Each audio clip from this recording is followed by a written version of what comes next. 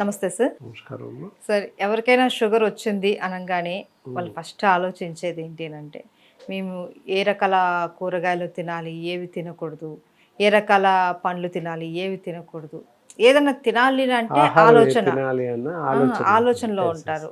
So ఏది తింటే ఏమి ఎక్కువైపోతాదో, ఎలాంటి ప్రాబ్లమ్స్ వస్తాయో అన్న ఆలోచనలో ఉంటారు. అయితే షుగర్ వచ్చిన వాళ్ళు తినకూడని కూరగాయలేంటి, తినకూడని పండ్లేంటి సార్? అసలు ఫస్ట్ మనం ఇక్కడ తెలుసుకోవాలి, షుగర్ వచ్చింది, అందరికీ షుగర్ ఉంటుంది, మీకు ఉంటుంది, నాకు ఉంటుంది. మనిషి అనే ప్రతి వాళ్ళకి షుగర్ ఉంటుంది. షుగర్ ఉండకపోవడం అనేది జరగదు. అది అబ్నార్మల్ కండిషన్స్, షుగర్ లెవెల్స్ పెరగడం అంతే, అసంబద్ధంగా పెరిగిపోతాయి. వ్యాధి అని చెప్పడానికి కూడా లేదు, వ్యాధి అని చెప్పకూడదు వాస్తవానికి. దాన్ని ఏంటి అంటే కండిషన్, తెలుగులో చెప్తాం మధుమేహము అని చెప్తాం. సో ఇంగ్లీష్లో వచ్చి షుగర్ వచ్చింది, డయాబెటీస్ వచ్చింది అనే కండిషన్ అంతే తప్ప అది డిసీజ్ కాదు. ఎందువల్ల మన షుగర్ పెరిగిపోతుంది అనేది ఇక్కడ బ్రీఫ్గా చూడాలి. మన లోపల మన శరీర అవయవాలలో ప్యాంక్రియాటిక్స్ అనే డక్స్ ఉంటాయి. ఆ డక్స్లో ఇన్సులిన్ అనే హార్మోన్ రిలీజ్ అవుతూ ఉంటుంది. ఆ ఇన్సులిన్ హార్మోన్ శరీరంలో షుగర్ని రెగ్యులేట్ చేస్తుంది, కంట్రోల్ చేస్తుంది, హెచ్చుతగ్గులు కాకుండా కాపాడుతుంది. ఇంకొకటి లివర్ ఉంది. షుగర్ అంతా కూడా లివర్లో స్టోర్ అవుతుంది. Liver is the store house for glucose అని చెప్పేసి అంటుంటాం. అంటే ఎక్కువ ఉన్నటువంటి గ్లూకోజ్ అంతా లివర్లో స్టోర్ అవుతుంది. మన శరీరానికి ఎంత అవసరం ఉంటుంది అంత రెగ్యులేట్ చేస్తూ శరీరం మన రక్తంలోకి పంపిస్తుంటుంది లివర్. ఈ రెండు మన యొక్క షుగర్ లెవెల్స్ని కంట్రోల్ చేస్తుంటాయి. హార్మోన్ అనేది షుగర్ హెచ్చు తగ్గులు కాకుండా, షుగర్ పెరగకుండా చూస్తుంది. వచ్చిన షుగర్ని నిల్వ చేయడం, బయట నుంచి వచ్చినటువంటి షుగర్ని నిల్వ చేసుకోవడం లివర్ యొక్క విధి.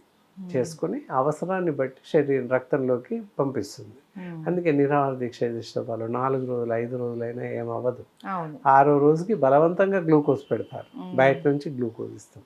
ఎందుకంటే నీరసించిపోతారు. మనం ఏ ఆహారం తీసుకున్నా, రైస్ తీసుకున్నా, వీట్ తీసుకున్నా, ఎనీ అదర్ ఫుడ్ ఏది తీసుకున్నప్పటికీ అది గ్లూకోజ్గా మారి శరీరానికి శక్తిని ఇస్తుంది అంతే. మనం ఎలాంటి ఆహారం తీసుకున్నా ఇట్ ఈస్ టర్న్డ్ యాజ్ గ్లూకోజ్గా మారి శరీరానికి శక్తి ఇస్తుంది. అందుకే వాడు ఏదో కంపెనీ వాడు glucose is the secret of my energy అని చెప్తుంటారు. ఎగ్జాక్ట్లీ కరెక్ట్ అనమాట. గ్లూకోజ్ ఇవ్వగానే కొంత ఎనర్జీ వస్తుంది. అందుకే గ్లూకోజ్ పెట్టగానే పడుకున్న వాళ్ళు వేసుకోవచ్చు ఉంటారు. అంటే ఇట్ మీన్స్ దాని యొక్క ఎనర్జీ ప్రభావం ఉంటుంది. అలా మనం తీసుకునే ఆహారం కూడా 2 రోజులు ఇస్తాం గ్లూకోజ్, 3వ రోజు నుంచి ఆహారం మంచిగా సమంగా తీసుకోండి అని చెప్తాం. అంటే సమంగా తీసుకుంటే గ్లూకోజ్ సిక్రేట్ అవుతుంది, దానివల్ల శరీరం నిలబడుతుంది. మరి అలా ఉండే గ్లూకోజ్ ఎక్కువైతే రక్తంలో ఎక్కువ పేరుకుపోతే, ఎందుకు పేరుకుపోతుంది? ఇన్సులిన్ అనే హార్మోన్ కరెక్ట్గా రిలీజ్ అవ్వదు కాబట్టి షుగర్ లెవెల్స్ పెరిగిపోతాయి, పెచ్చరిల్లిపోతాయి. ఎందుకు పెరుగుతాయి అంటే అది హార్మోన్ తగ్గడం వల్ల న్యాచురల్గా తగ్గిపోతుంది కనుక షుగర్ లెవెల్ కంట్రోల్ అవ్వదు. సో ఇట్ ఈస్ ఇద్దమిద్దంగా పెరిగిపోతుంది. మరి అలా పెరిగిన వాళ్ళని డయాబెటీస్ పెరిగింది, డయాబెటీస్ పేషెంట్స్ అని, లేకపోతే షుగర్ వ్యాధిగ్రస్తులని వాడుక పరిభాషలో చెప్తూ ఉంటాం. సరే ఏది ఏమైనా షుగర్ వచ్చిన వాళ్ళు ఏ ఆహారం తినాలి, ఏ ఆహారం తినకూడదు అనేటటువంటి 1,00,000 ప్రశ్నలు జనాల ముందు ఉన్నాయి. ఎంత చెప్పినప్పటికీ ఇంకా అపోహలు, ఆలోచనలు ఉన్నాయి.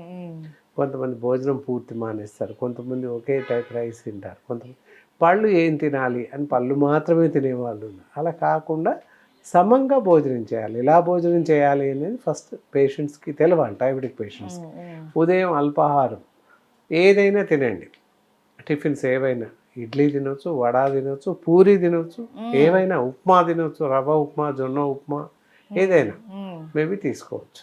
మధ్యాహ్నం రైస్ తీసుకోవచ్చు, రకరకాల రైస్లు వాడుతున్నారు, మామూలు రైస్ కూడా తీసుకోవచ్చు విత్ వెజిటేబుల్స్. అన్ని రకాల వెజిటేబుల్స్ తినొచ్చు. నాన్ వెజిటేరియన్స్ అయినట్టయితే చికెన్, ఎగ్, ఫిష్ తినొచ్చు టిఫిన్లో కానీ భోజనంలో కానీ.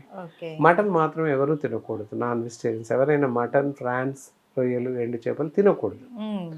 ఇక నైట్ డిన్నర్ విషయానికి వస్తే మళ్ళీ అల్పాహారం మాత్రమే తీసుకోవాలి. అక్కడ వీట్, గోధుమతో కానీ జొన్నతో తయారు చేసినవి కానీ ఇలాంటివి తీసుకోవాలి రాత్రి. ఈ విధంగా ఆహారం తీసుకున్నట్లయితే షుగర్ కొంతవరకు నీలకడగా ఉంటుంది. ఇక పళ్ళు అదంతా సప్లిమెంట్ అనమాట. ఇది ప్రధాన ఆహారం. పళ్ళు సప్లిమెంట్ డైట్. ఆహారం తీసుకుంటూనే పళ్ళు తినాలి, అంతేకాని పళ్ళు తింటూ ఆహారం మానేయకూడదు. అందరు చేస్తున్న తప్పదే. అయితే షుగర్ వ్యాధిగ్రస్తులు ఎలాంటి పళ్ళు తినాలి, తినకూడదు, ముందు ఏవి తినకూడదు చూస్తాం. చూస్తే ఏంటంటే ఇది అరటి పళ్ళు, మామిడి పళ్ళు, పప్పాయ, సపోటా, తీయని ద్రాక్ష, ఇవి అస్సలు తినకూడదు. కంప్లీట్ అవాయిడ్ చేయాలి. ఎప్పుడు కూడా తినకూడదు. ఓకే. స్వీట్స్తో పాటు ఇవన్నీ అవాయిడ్ చేయాలి. వాటర్ మిలన్ తినొచ్చు అని చెప్పాము ఇంతకుముందు, కానీ ఇప్పుడు తినకూడదు. ఎందుకంటే దానికి ఏదో రకాల రసాయనాలు కలుస్తున్నాయి, ఇంజెక్ట్ చేస్తున్నారు పళ్ళకి, కనుక తినకూడదు. ఏ మనిషి తినకూడదు, నాట్ ఓన్లీ షుగర్, ఏ మనిషి తినకూడదు. రిమైనింగ్ ఫ్రూట్స్, కస్టర్డ్ ఆపిల్ వస్తుంది, కస్టర్డ్ ఆపిల్ మానేయాలి, సీజన్లో వస్తుంది, అది మానేయాలి. తినాల్సినవి చూడాలి. ఇక్కడ యాపిల్స్ తినొచ్చు, జామకాయలు తినొచ్చు. ఇప్పుడు సీజన్ అల్ల నేరేడు పళ్ళు వస్తుంది, అల్ల నేరేడు పళ్ళు ఇంకొక 1-2 months వస్తాయి. విరివిగా తినొచ్చు, 2 రోజులకు గుప్పడి తినవచ్చు. తినడం వల్ల షుగర్ నార్మల్ స్టేజ్కి వెళ్తుంది. యాజ్ ఎ రిజర్వేటివ్ కొంత పనిచేస్తుంది శరీరంలో. దాని యొక్క వాల్యూస్, పోషణ శక్తి శరీరంలో ఉండిపోతుంది. ఉండిపోయి షుగర్ని కొంతకాలం పాటు కంట్రోల్లో ఉంచుతుంది, ఇబ్బంది ఉండదు. అలా ఈ సీజన్లో దొరికేటువంటి అల్లం నేరేడు పళ్ళు విరివిగా తినవచ్చు. ఇంకా మిగతా ఇందాక చెప్పినట్టు జామకాయలు, యాపిల్స్, తర్వాత నల్ల ద్రాక్ష, ఇవి తినొచ్చు. అయితే సార్ కూరగాయలు ఏమైనా ఉన్నాయా సార్? కూరగాయలు ఆల్మోస్ట్ అన్నీ తినొచ్చు. ఎక్కడ ఏ కూరగాయలు మానేయాల్సిన అవసరం లేదు. ఈవెన్ దో క్యారెట్ కూడా తినొచ్చు. అందరూ అనుకుంటారు క్యారెట్ తీపిగా ఉంటుంది, షుగర్ పెరుగుతుందేమో.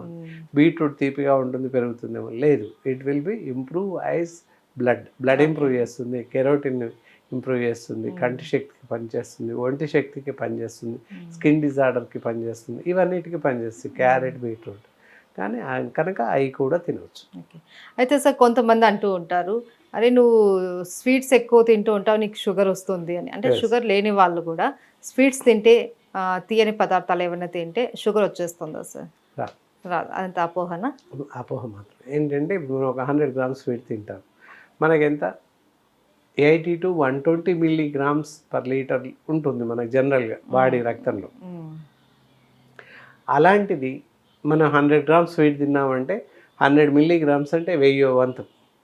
అలాంటప్పుడు ఇద్దమిద్దంగా షుగర్ పెరిగిపోవాలి. అలా ఎప్పటికీ పెరగదు. ఇందాక చెప్పాను కదా, హై షుగర్ మనకి శరీరంలోకి వెళ్ళగానే గ్లూకోజ్గా మారి లివర్లో స్టోర్ అవుతుంది, అంతే తప్ప రక్తంలోకి రాదు. సో ఇదంతా అపోహ మాత్రం. బాడీ మెకానిజం ఆ విధంగా తయారై ఉంటుంది. అయితే సార్ మనకు షుగర్ కంట్రోల్లో ఉంచుకోవడానికి ఇంటి చిట్కా చెప్తారా?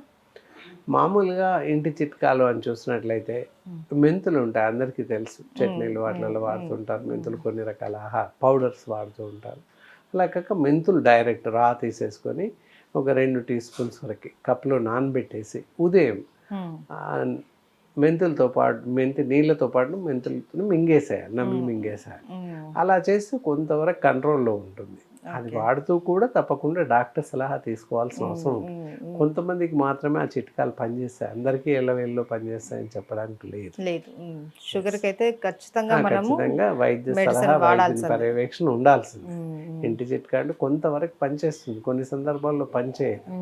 మనం చూసాం, అలాగే మెంతులు తాగుతున్నాను బాగానే ఉంది సార్ అన్నాడు, తీరా చూస్తే 250 మాత్రమే ఉంది ఆ వ్యక్తికి. సో అప్పుడు ప్రమాదం కదా.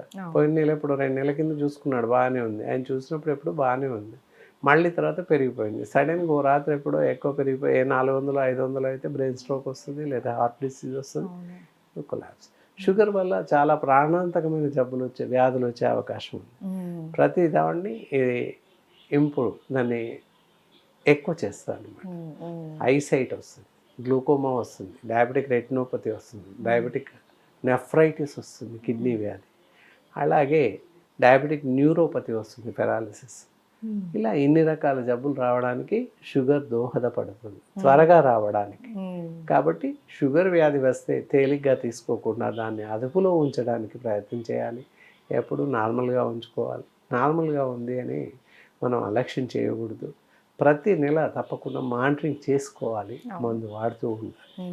అది సహజంగా చేయాల్సిన. ఆయుర్వేదంలో తినుకున్న మెడిసిన్ ఏంటి? చాలా అద్భుతమైనటువంటి మెడిసిన్స్ ఉన్నాయి.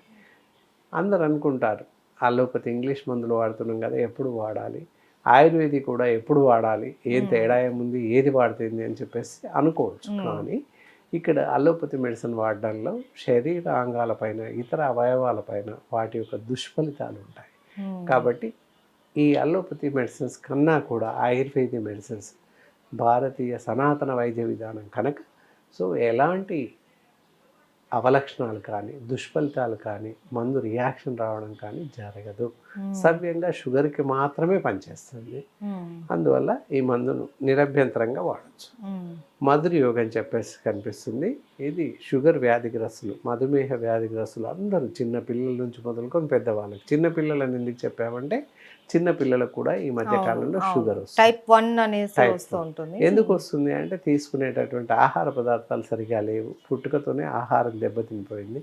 వాళ్ళకి ప్యారెక్స్లని ఏది పెట్టొద్దు అని కాదు, అందులో రకరకాల కెమికల్స్ కలుస్తున్నాయి, ప్రిజర్వేటివ్స్, అసంబద్ధమైన ప్రిజర్వేటివ్స్ ఉన్నాయి. వాటి వల్ల చాలా సమస్యలు తలెత్తుతున్నాయి. అలాగే ఇచ్చే ఆహారం కూడా, వాడు ఆహారం తినే వేళకి ఎప్పటికప్పుడు చేసి పెట్టలేక ఏదో ఒక తిండి పెట్టేసి బయట నుంచి మ్యాగీ తెచ్చి తినిపెట్టడం, ఇలాంటివి చేయడం వల్ల, రకరకాల ఫాస్ట్ ఫుడ్ తినిపించడం వల్ల కూడా